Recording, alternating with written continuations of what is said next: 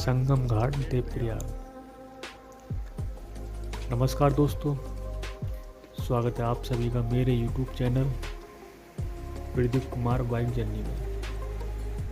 दोस्तों, यदि आपने अभी तक हमारे चैनल को सब्सक्राइब नहीं किया है सो गाइड प्लीज़ आप सबसे पहले हमारे चैनल को सब्सक्राइब करें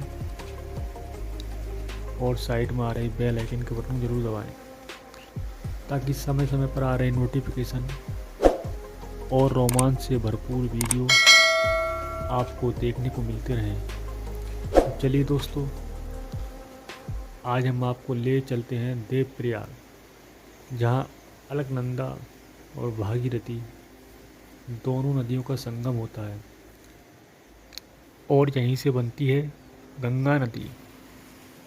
जी हाँ, पतित पावनी माँ गंगा, जिसे संपूर्ण भारत वर्ष में पूजा जाता है। जय माँ गंगे, नमामि गंगे, हर हर गंगे। दोस्तों, देवप्रयाग हिंदुओं का सबसे पवित्र धार्मिक स्थल है। संपूर्ण भारतवर्ष से लोग संगम पर स्नान करने के लिए आते हैं। देवप्रयाग का सबसे नज़दीकी रेलवे स्टेशन ऋषिकेश है। ऋषिकेश से देवप्रयाग की दूरी 70 किलोमीटर है।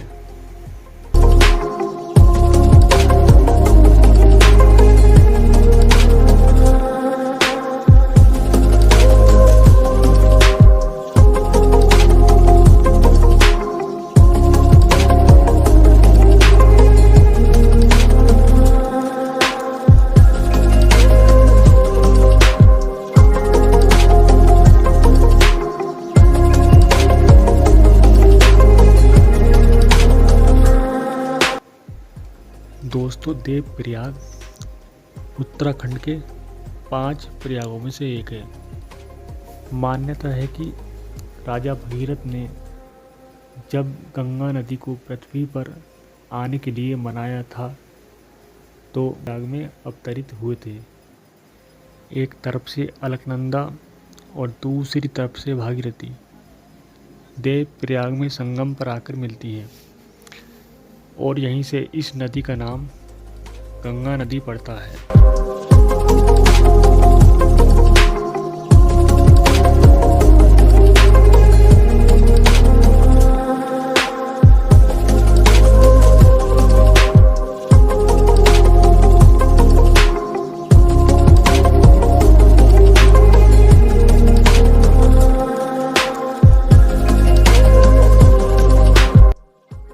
तीर्थराज प्रयाग की भांति देवप्रयाग का भी अपना धार्मिक महत्व है।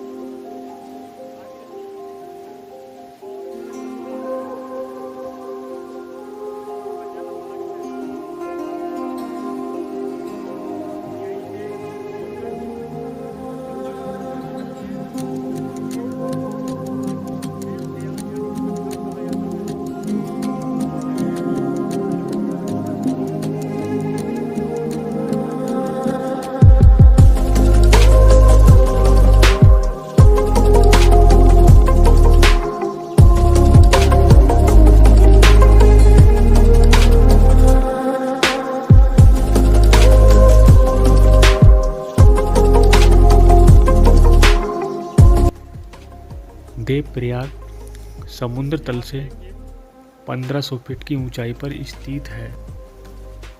भागीरथी नदी गोमुख स्थान से 25 किलोमीटर लंबे गंगोत्री हिमनद से निकलती है और अलकनंदा नदी उत्तराखंड के सतपथ, हिमनद और भागीरथी खड़क नामक हिमनद से निकलती है, जो कि गंगोत्री कहलाता है। इस स्थान के एक तरफ से अलकनंदा और दूसरी तरफ से भागीरथी जिस बिंदु पर आकर मिलती है, वो दृश्य अत्यधिक अद्भुत लगता है। देवप्रयाग को सुदर्शन क्षेत्र भी कहा जाता है। इस स्थान पर एक भी कौवा देखने को नहीं मिलता है।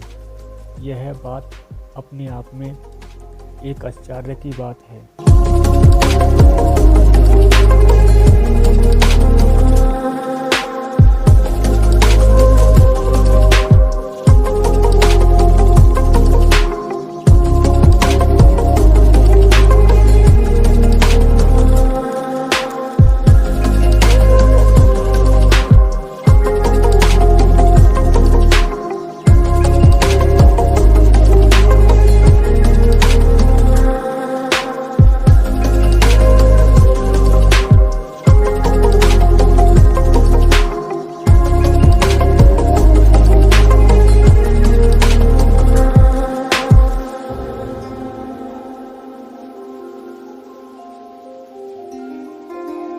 इस स्थान को प्रभु श्री राम से भी जोड़कर देखा जाता है।